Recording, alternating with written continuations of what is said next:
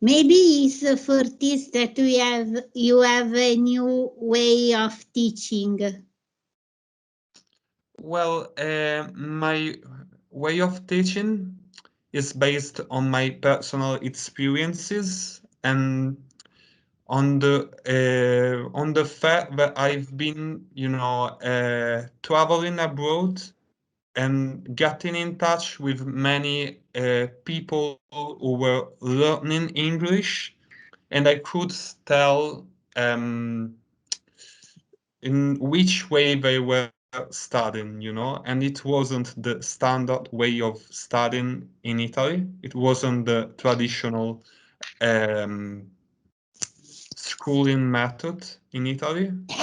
So I'm just trying to focus on what's the most important thing to me, when you're learning a language. And moreover, I'm focusing of my previous learning experience.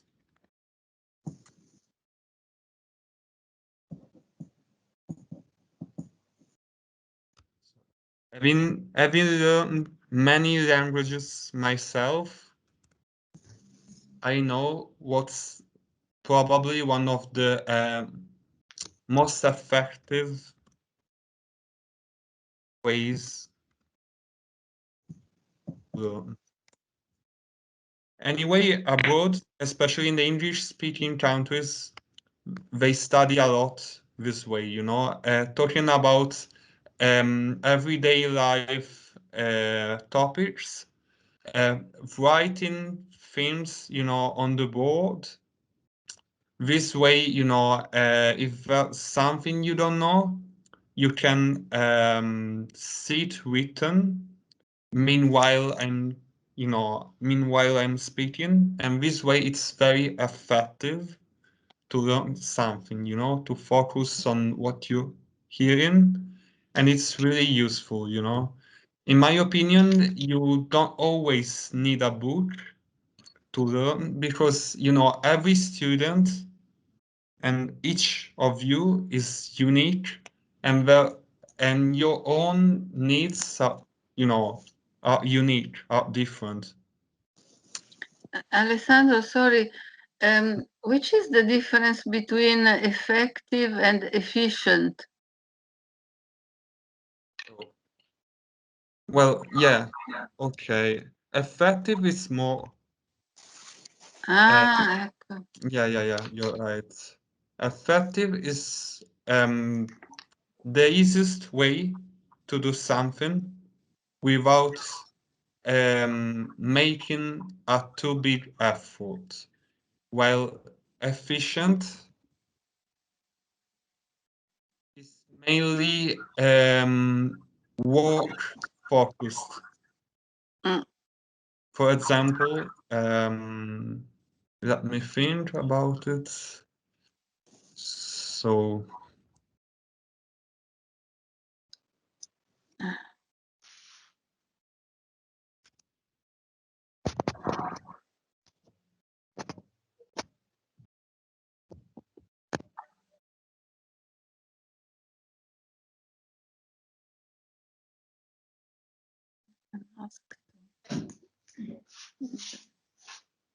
Ale, are you there? Efficient, very efficient. Okay. yeah, it's similar to the way it's different in Italian.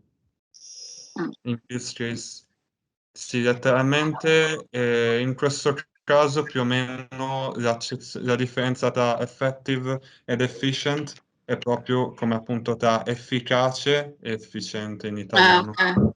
No, perché prima c'era efficiente, non capivo se era... Sì. Ok. Me ne sono accorto quando me l'hai chiesto, grazie per avermelo fatto notare. Ok. No, mi è venuto un dubbio. Hai fatto benissimo a chiedere. Ok, grazie. Benissimo. Grazie.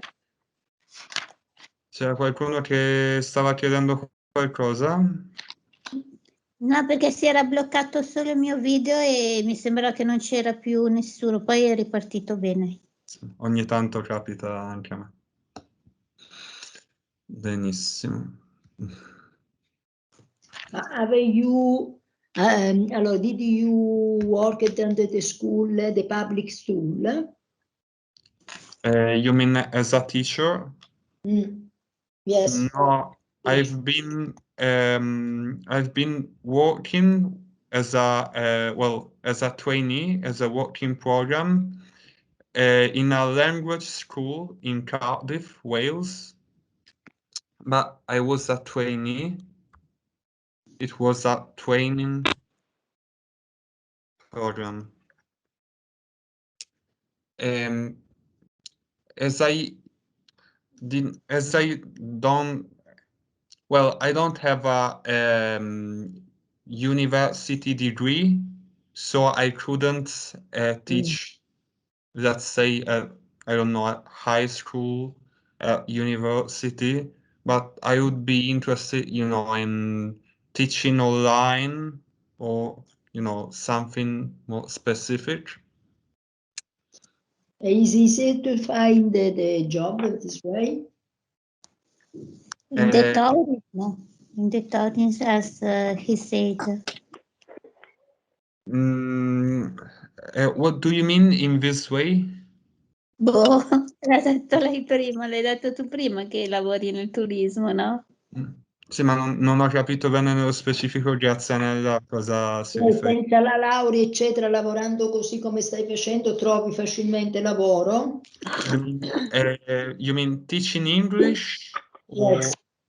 Well, teaching English, I guess it's quite difficult. Fortunately, one person, when I was working, for the tourism board, the tourism office in my town, they knew I was looking for an extra job, for another job. So they told me, I know that this co-op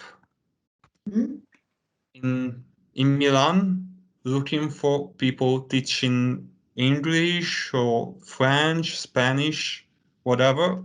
You speak a lot of languages, and you've been, working in a language school before, so you know how it works. Maybe you might be interested. And 1 year later, well, I did send my CV, my resume, right, when they told me that. One year later, 1 year later, not one day, not 1 month, 1 year later, they called me and they asked me, yeah, you did send your CV one year ago. Are you still interested in teaching English and French? And I was like, yeah, it would be nice. I would be interested in doing that. And for this reason, when was it? Almost 2 years ago, one year and a half ago, I started teaching English at Camp 7, at Camp 7. That's the way I started. Also in presence? Yeah, I started teaching in the building in Camp 7.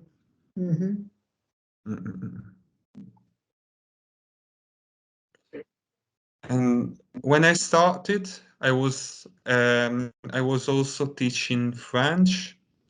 Then now, I'm teaching English and also quizzes. What is a quizzes? The quiz. Enigmistica.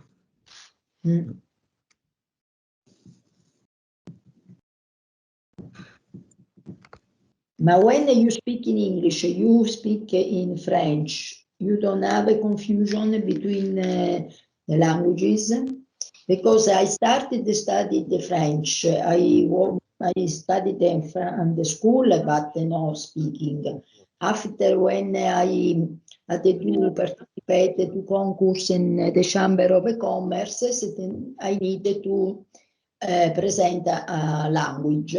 And I decided to perfectionate my French. I found a teacher from Lyon because Gheddafi organized in Catania the school, the free school in English and French, etc. And I went there and I knew this, I met this teacher from Lyon, and she in 1 month helped me to speak because I had a good grammar. I also teach at home, etc. French, but I did not speak. After I spoke very well French. After I understood the English was very important, and when I was 35 years old, I wanted to start English, but I had a confusion between the la la la la. Now my mind thinks only in English, and when I wanted to speak in French, I start in French, but after I speak in English. But if I wanted to choose a guide, I prefer French because I understand totally French, and still the English for me in my ear is difficult to accept, in particular American accent, etc. And now I attend the lesson in French during online as you, but I limited myself to speak in French. I understand the teacher, I understand and I studied, etc. But my mind is limited. Yeah, it can be challenging speaking several or many languages at the same time. Well, not exactly at the same time, but you know, and well, when I was quite young, when I was 19, I started working in hospitality, you know, and when you work in hotels, hostels, or you know, You must. wherever it is, you need to speak many languages almost simultaneously, you know. Maybe you know, 1 minute before you're speaking Spanish, you know, when you're speaking French, when you're speaking English, when you're speaking Italian. So almost simultaneously, almost at the same time, you need to speak so many different languages. So working in hotels, let's say, it can be, you know, useful to get used to speaking many languages. So I just that's one of the reasons why I can switch easily. Switch. What does it mean? To change easily from between one language and another. But also because you were young.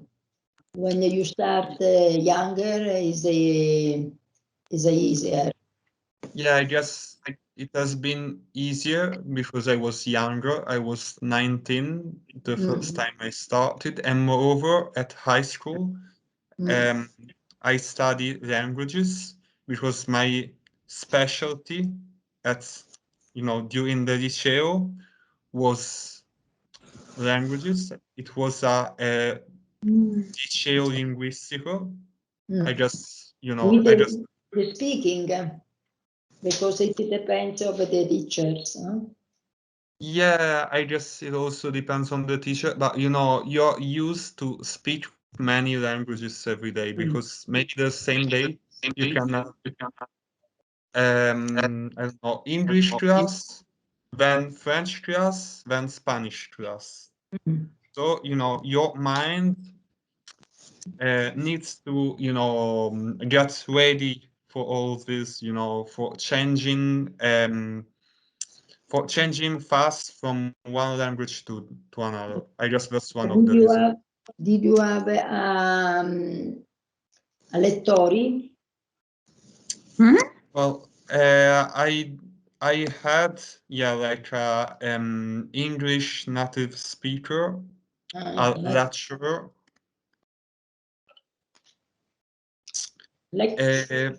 Yeah, my English lecturer was from York, England, and when I was at high school, I've even been, you know, on a study holiday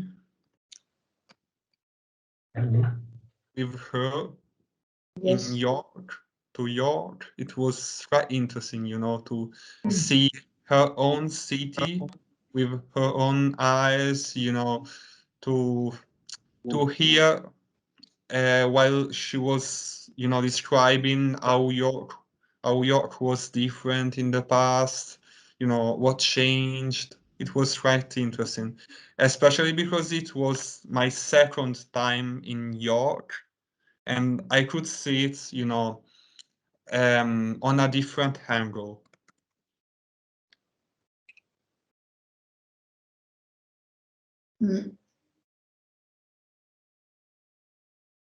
Yes. Yeah. When do you live there? Is easier to understand and to speak because you must. Yeah. Well, You I have no guess. alternative. Yeah, I guess that if you do a study holiday, you should study for a longer period. Let's say 3 weeks or even 1 month, 2 months, say something like that.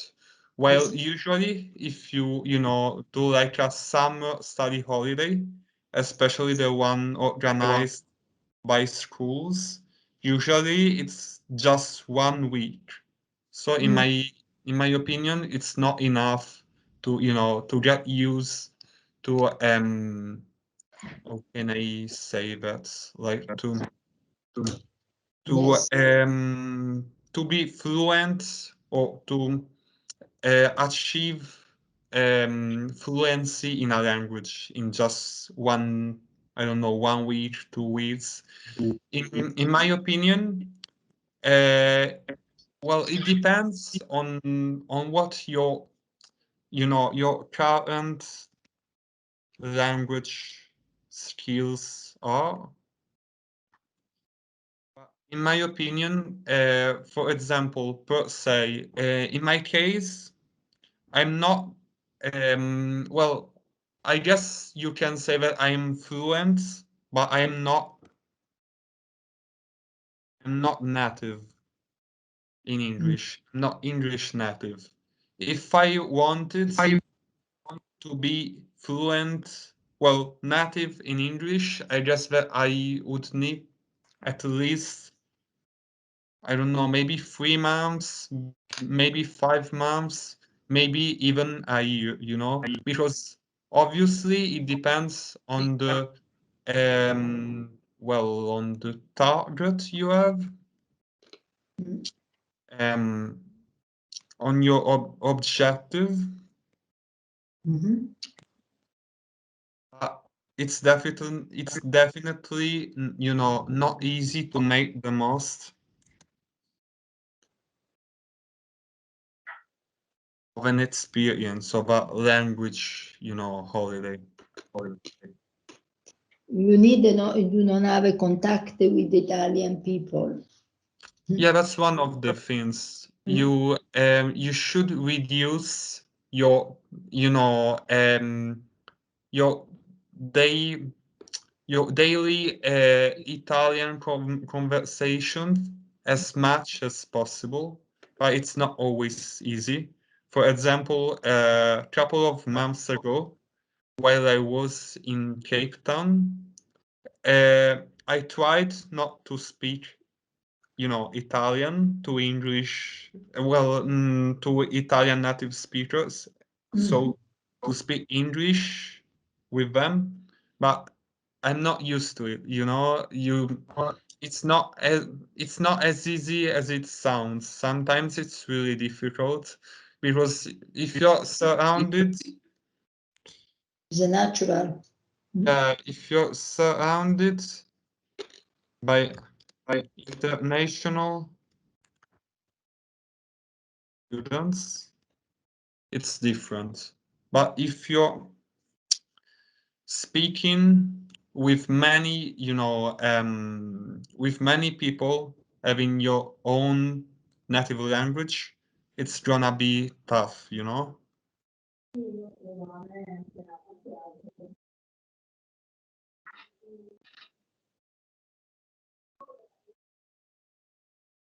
It's the same for it was the same for many students, here there at EF at the school in Cape Town where I studied.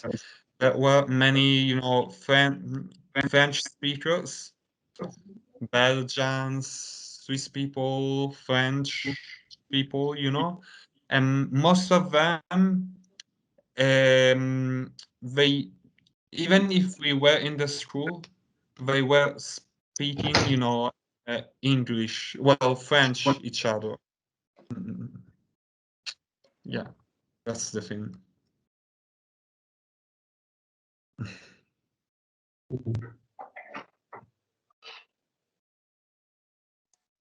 Sorry, I lost the last 5 minutes. I don't know why, but I was out. No worries. There were some issues with your computer, with your internet connection. Yeah, maybe. No, actually, I wanted to see where was Yorkshire, and then I got lost. I see. Yorkshire, you say Yorkshire, Sure. but the Shire of York. Ah, I know it's weird, but it's the way it is. Probably in the US, in the United States, for example, they're gonna say New Hampshire, but the correct pronunciation, at least for British speakers, it's New Hampshire, not Hampshire. Because when it's all together, you say shire, while when it's, separate, it's shire. Don't ask me why. I I asked it several times to, to British people, but they don't even know why. That's just the way it is. Anyway, in Yorkshire, they have one of the thickest accent ever. thank you. Anyway, from where it comes from the dog, we say Yorkshire. I think, no? Hmm? Excuse me? The race of a dog Mm-hmm. Yeah, I guess it's is. from the yeah. Uh, I'm that's not why. sure. I think so. Just like the Labrador is from, Labrador in Canada. Mm, I think it's yeah. Yeah, you're right. Thanks. Have you ever heard the Yorkshire accent? No, not really, no.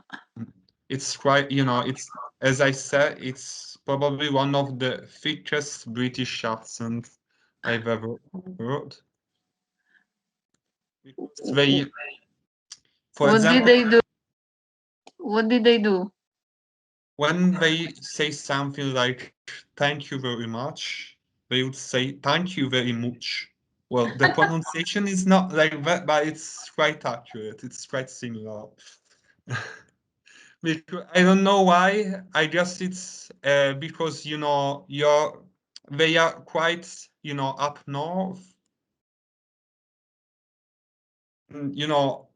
The Scottish accent is even thicker, is even stronger. So I guess it's like, I don't know, maybe some, I don't know, Viking or Celtic reminiscence.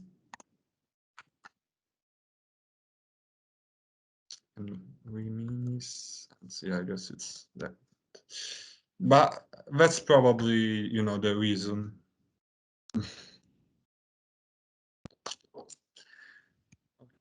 Ale, do you know something about the language Esperanto? Did you study it? I know what it is, but I don't think I know anybody who studied. I guess it's called Esperanto also in English. I'm not sure. Alessandro, you can't believe it, but I did. And also a friend of mine. Wow, interesting. My grandmother studied it, but I never met her because she died before I was born. So I don't know anybody who did. My family always tell me that when my grandmother was studying Esperanto, they were considering it like a lingua franca, like the language of the future. Yes, yes, it is. When, Was. Was supposed to be. when the United Kingdom go out of Europe, someone proposed to learn Esperanto to exclude English from all the world. Well, I guess it's not, it's not feasible. It's not easy to do that. I think it's quite unrealistic in my opinion. Anche per me, però qualcuno l'ha detto, quando è uscita dall'Unione Europea hanno detto vabbè non ci vogliono, mettiamoli in difficoltà. Yeah, I can imagine. But it was the same with French, Before, French was the lingua franca, the international common language. But, then historically, way more people started studying English. So now English is, like the common language. So it's not that, it's not that hard that in the future another language will be, the common language, the lingua franca of the future. Maybe Russian, maybe Chinese. You don't know. In the future, maybe it could change. But in my opinion, I don't know. English is quite a how can you say that? Like a easy language compared to other languages. I guess it's quite easy for everybody. It doesn't matter where you come from, but English will be way easier to learn compared, to another language. For example, for Dutch people, it's gonna be quite easy because, well, most of the Dutch people I know, they have an accent, of course, but they speak English quite fluently. For Germans, gonna be similar, It's gonna be quite easy. For Italian, French, You can say it. Spanish native speakers, No, you can't say it's gonna be way easier to learn rather than, I don't know, let's say Hindi, Japanese, Turkish, or another language with no ties, connection to Italy or Spain or France, you know, because well, English is a Germanic language, but you'll find many common aspects to Italian, you know. Because to of that- the skin. Look, I show you the dictionary in Esperanto. Yes. I still have it. Wow, It's that's very small. Aspetta che voglio vederlo. Eh? No, perché avevo eccola. Sì, anche una mia amica l'ha studiato. It's taken from all languages, the root, it's very special. I must say that I learned the Italian grammar very well in this way. Did you? Mm. Wow. Because yeah, grammarly it was very involving, very you have to put at the end the objective designation or it's always the same, but I mean male or female or the verbs, very simple but impossible. Simple but impossible. Eh? So simple but impossible at the same time. Yes. Oh. Yes. Did you hear about the movie? I think it's called The Isle of Roses in English. I'm not sure. In Italian, it's like L'isola delle Rose. I don't know if you heard. No, why? Because you know there was this island. I guess it was in the 70s. You know, in the Adriatic Sea, not that far from Rimini and from the Adriatic Riviera, where one guy, one person created an artificial island, you know, where the lingua franca, where the official language was Esperanto. Ah. Ale, it's your future. You can learn it. I wanted to say something special about French. Mm-hmm. I noticed at a certain time, at a certain point, that what we have in male is female for them and vice versa. Yeah, it happens. It's incredible. Yeah, it happens quite a lot, but it's the same sometimes in Spanish. Sometimes in Spanish, you will have, a word that's, I don't know, male in Italian and female in Spanish. That's probably, I don't know, maybe there's an historic reason why, taking one word, from Latin becomes, let's say, male in Italian and female in, I don't know, Spanish or French. But I can't really explain what's the reason. I don't know about that. I think they wanted just a reason to fight each other. Well, it could be. Could be. Yeah. I don't know. I'm not sure, but it could be.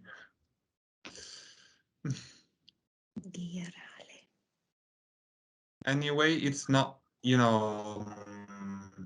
that's one of the most difficult things, in my opinion, when you learn similar languages, you know, when there's a false friend, most of the time you're gonna fall for it, you know, you will be confused and you think that's something, you know, it's not the way it is. Because when you speak several languages, if you're not fluent or even a native speaker, it's, you know, it's natural. It's quite easy to have some issues, you know, with at least one of those. It happens quite a lot, you know, to me. Sometimes, you know, even in Italian, even though it's my, you know, mother tongue, sometimes, you know, especially when I come back from abroad, sometimes I can't remember one word in Italian, and maybe I remember it in English, and sometimes even in English, Spanish, and maybe even French, and I'm like, okay, I can remember it in three languages, but not in my, you know, in my native one. It's so, I don't know, it's so weird, but it can happen, you know. Yeah, in my case, it happens that when I come back from abroad, I hear the Italians speaking like the sound looks like the language I just left, because it's always una question of sound, no? Yeah, many times is a sound related issue, is a sound related situation. Yeah, it might be, but I don't know. I guess it depends on many different aspects. So Mm. I don't know. In my case, you know, it's like usually, even when I go abroad, you know, I'll always find, you know, Italian native speakers. It doesn't matter where you go, you know, even in South Africa, during COVID, I heard people speaking Italian in the streets Ah, because, yeah. yeah, you'll find, you know, Italian immigrants abroad. Everywhere. You'll find Italian tourists. We are everywhere, you know. Yeah. It's just the way it is, and it's nice, but it can be, you know, challenging at the same time if you want to focus, you know, on one language. Yes. Yes, it is. Mm-mm-mm.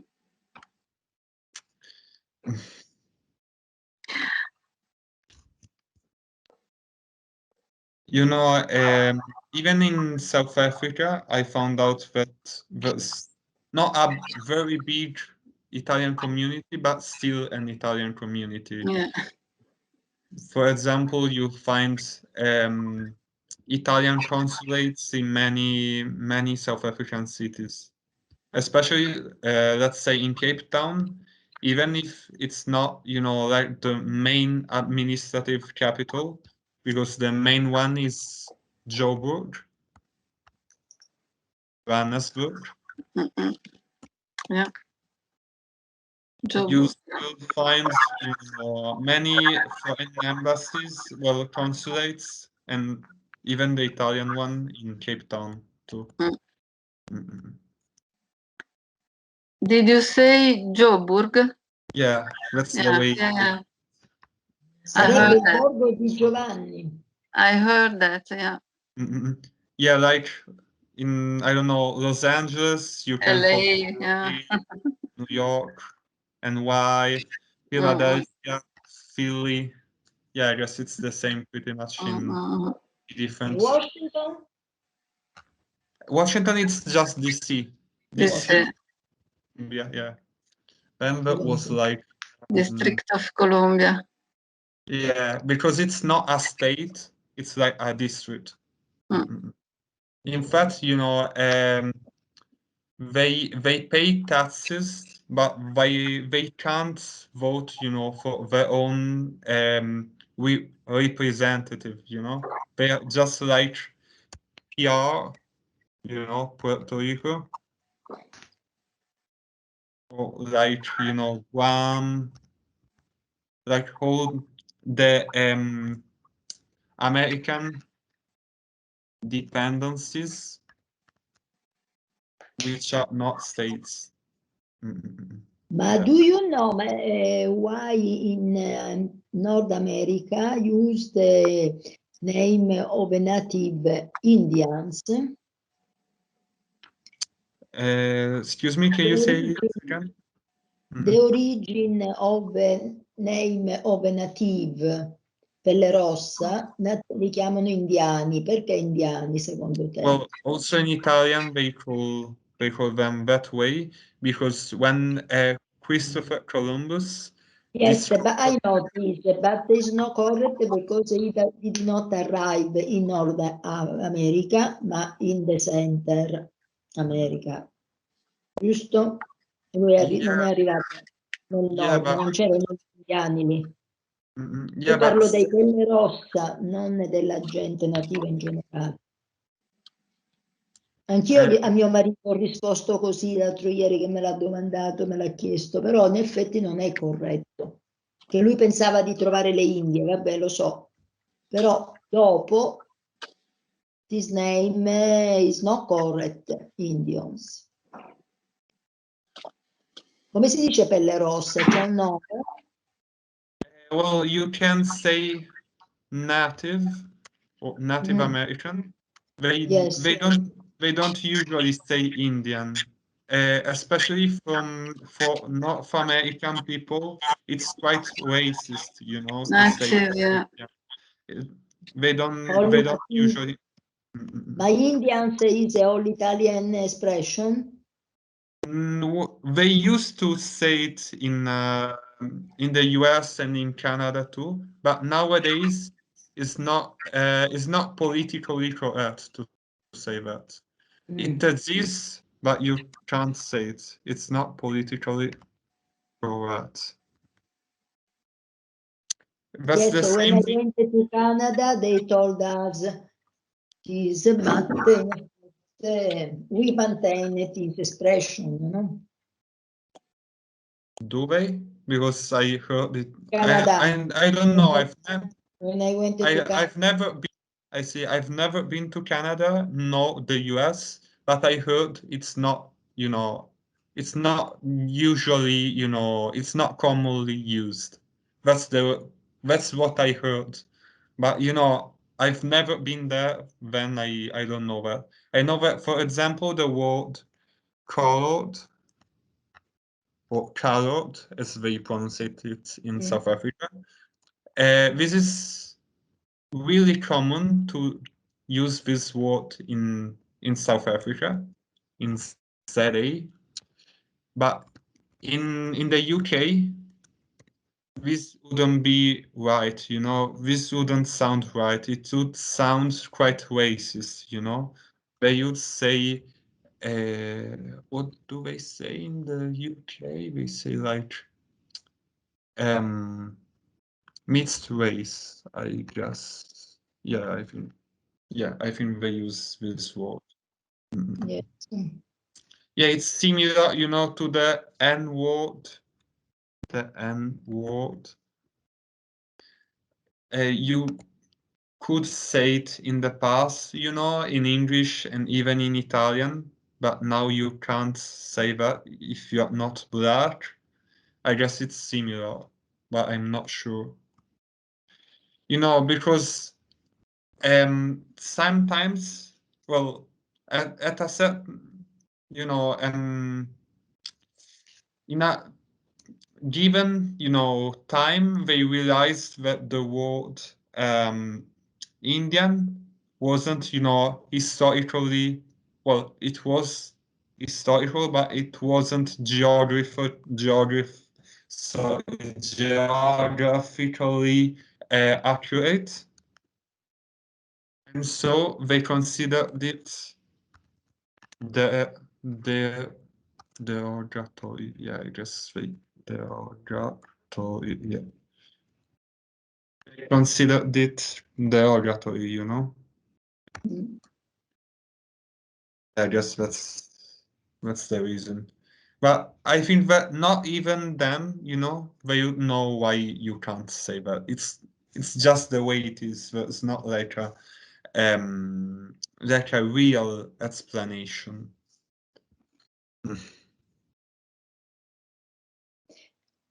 And when you can go in abroad, where do you want to go to study next time? Well, in the future, if I would consider to focus again on my English speaking skills, I would love to visit Canada or the US, as I was supposed to go to Miami. But I mean, Miami, in my opinion, I don't know, it's like South Africa, you know? That's not the how can I say that, like the let's say best English, like the most standard English, but in my opinion it's good, because if you go in a country where they speak several, you know, languages, you can hear many different accents, you know, and even, you know, the locals, they are usually I don't know, I found they are more, you know, hospitable and friendly towards, you know, somebody learning the language. I noticed it's the same in Wales, you know. Sometimes even in Scotland. I went. Mm-mm. The son of one of my friends is a doctor. He went to Miami. For the first time, he was happy. He was still well. After, when he stayed there to work, it was very unhappy, because in Miami there are the place only for English people, only for foreigners. You must have the green license, mi pare che si chiama. The green card. Yes, he wanted to come back to home in Sicily, and he was depressed. He had very, very big problems. It was very expensive there, and he did not like. The first time he was on holiday, it is a very nice thing. After, for his experience, it was no good for foreigners, for Italians. He was a doctor, no? It wasn't a no good position, job. Well, anyway, all road signs and so on are in two languages, English and Spanish in America. Well, not everywhere, but many signs. Yeah, I heard that they are bilingual. Yeah. And Yeah. you say Spanglish? This I didn't know. Yeah, Spanglish is like a local slang spoken especially in the Latin barrios in New York and in some areas of LA. I guess even in San Diego and probably even in the Latin majority areas in Florida, and it's like it's a mix, you know, between English and Spanish. It's like combination of the two languages, but they have a similar thing in South Africa, you know. Most of the colored people usually they don't speak Afrikaans, you know, they speak a mix between English and Afrikaans. There's like a name for that language, but I can't remember. I can look for it. I can Google it. Okay, so. We finished the lesson. In a couple of minutes, we're over.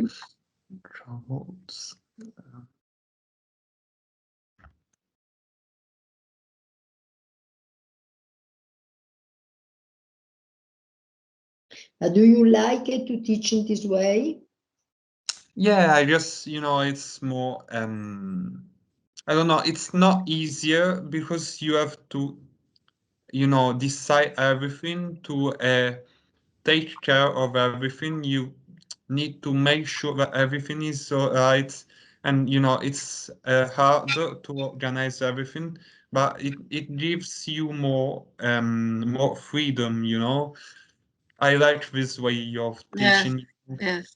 Especially because this way I can give you more space, you can, and more choice, you can decide, rather you prefer to focus on speaking or listening, whatever you prefer, I can organize my lessons based on your personal needs. Yes. Yes, it's excellent. For me, it's a good experience. In effect, I prefer to stay with other people. But in effect, it's easier to stay at home and change the lesson every year because I attend many lessons for other camps. Alessandro, I wanted to say something funny. It happened to me when I was in America. I heard a conversation between an American guy and an English person. And the American was asking the English one, where are you from? And he was astonished. Why? You ask me, I'm English. It's incredible. Because she couldn't tell from the accent. Yes, from which part of the America he was coming? Well, I guess that, I guess that English accent and even, Irish accent, they are not that different, from the accent they have in New England, in the northeast of the country. I don't know, but he was shocked, really. Yeah, because I heard that, even the US, it's a diverse country, it's a multicultural country. Not everyone, has been outside of the, of the US. Yeah. And so maybe, sometimes they are shocked from something. It's quite obvious to a European. No, the Englishman was shocked because I was sure. I see. Was he had the perfect English spoken. Yeah, I guess that's the reason why, because in New England you find many different accents similar to the one, spoken in England. So I guess it's one of the reasons. But I've never been, to the US, as I said, so I can't be sure about it. But sometimes You have to. yeah, I will want to. But I heard that many accents, even sometimes, listening to actors, to American actors, some of them have a similar, like English-ish or a British-ish accent, a similar British accent, I guess. But again, I'm not as used, to many different accents as a English native speaker. So I guess that in my case it's different. But I heard that, for example, in Newfoundland, I heard that the accent, is quite similar to the one in Ireland. In Newfoundland, it's in northeastern Canada. It was the first area in North America discovered by the Europeans. You can also call it Terra Nova in English, but it's usually called Newfoundland. Ah, Yeah. good. Okay. I guess. Thank you very much, Alessandro. Thank you. Niente. For your availability, per la tua disponibilità. Thank you very much. Thank Next you. time. Bye bye. In questo caso si dice availability? Skills. Ah, ecco. Cheers. Soft Mm. No, il fatto che ti sei fermato di più, si dice availability? Ah, aspetta, sto pensando ho una parola sulla punta della lingua. Ah, Flexibility. disponibilità, aspetta. No. No. Availability ha un altro significato. In questo caso, sai che non mi viene in mente una parola equivalente. No, forse the time spent. Guarda un attimo su Thesaurus e te lo so dire. Ah, sì. Allora, vediamo cosa dice Thesaurus. Allora, anzi, no.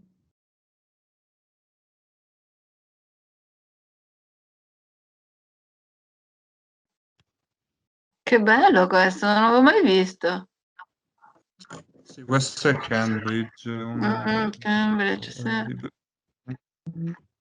Forse è availability anche in questo caso. No, willingness. Ah, willingness, certo. Willingness o helpfulness, ecco. Helpfulness, ancora più bello, sì. Sulla punta della lingua, non mi veniva in mente. Ecco, fantastico. Perfetto. Allora, buona serata a tutti. Grazie, anche a te, grazie mille. A settimana prossima. Sì. Ciao a tutti, grazie. Ciao Bye Alessandro. bye, ciao, bye. Bye Bye bye. bye. See ya.